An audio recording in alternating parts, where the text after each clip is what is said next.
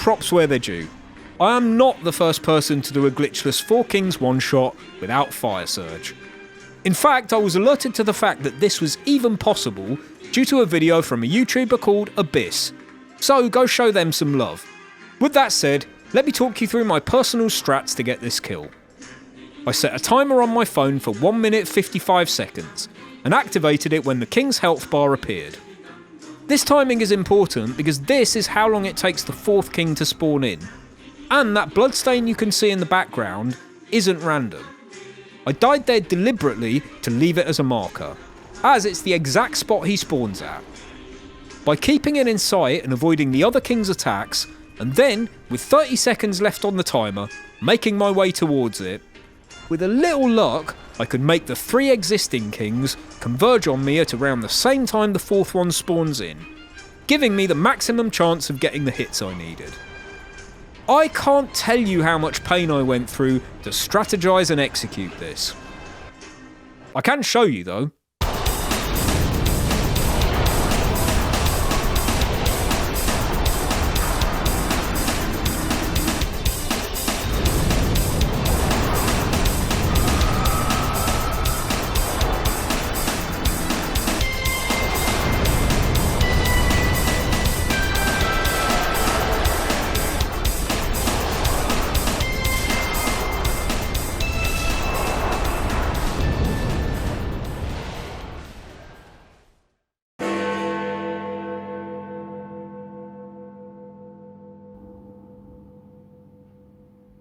Link the Fire. Don't worry, we're not done yet. I didn't forget about the rest of the DLC. What about us? I mean, yeah, fuck you guys. As we all know, you can't fight Calamite without getting Goth to 360 no-scope him first. Except, you can. First, set up a move swap, but this time move swapping the S-Stock moveset onto a Dragon Tooth. Next, drop off this ledge once to take a sliver of HP off. Now for the fight. Run as soon as you enter the arena, aim for this left-hand stream, jump before the edge, and roll off the ledge on the way down to set up RTSR. Run straight at this rock, and then turn right at the rock just before it, slowing down to regain stamina. Run this way and attack here to hit Calamite's tail. Then immediately go over to this spot. No, I've not gone crazy laughing at a wall. This is for timing purposes. Once you've done this animation 10 times, step a few paces away from the wall and turn the camera to face it. When you see Calamite's health bar flash on the screen like that, run directly towards this flower and, when you reach the corner of this water pool, backstep and attack. Run back to the spot and repeat the loop until fully cooked.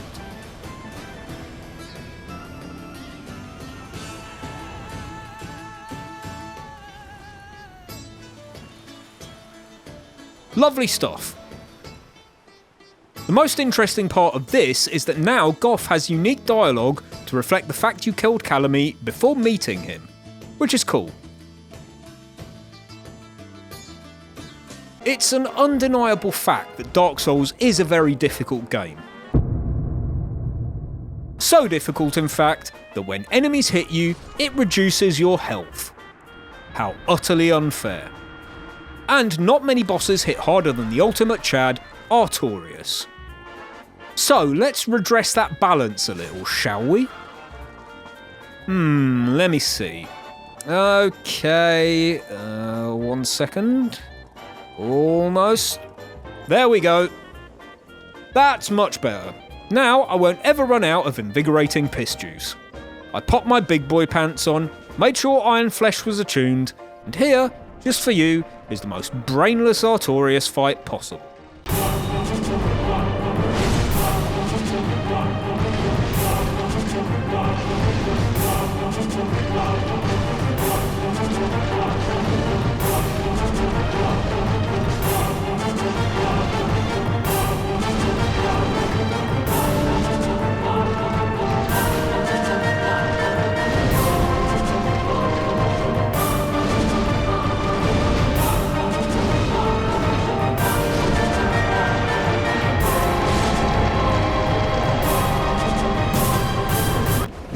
That gave me a strange sense of deja vu.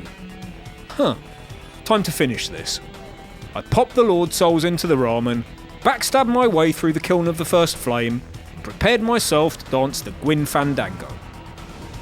Boy, I can't wait for his mighty bolts to peel apart my stone scales. Hey! Wait a minute.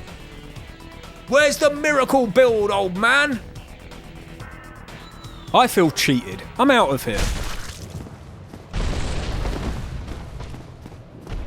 I got 99 black fire bombs to throw up with, I'm gonna win. I got 99 black fire bombs. If I throw up all, he's gonna fall. Yeah.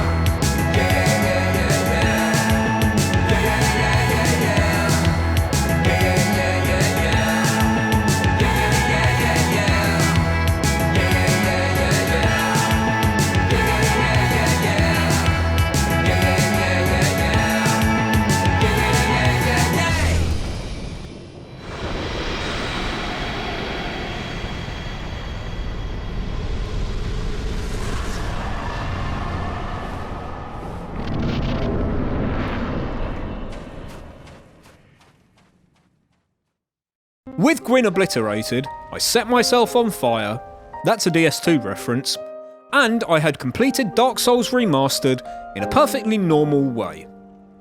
I'd like to give a huge shout out to all the glitch hunters and speedrunners over the years who have discovered and developed some of the things you've seen in this video, as well as all the other entries into the normal series.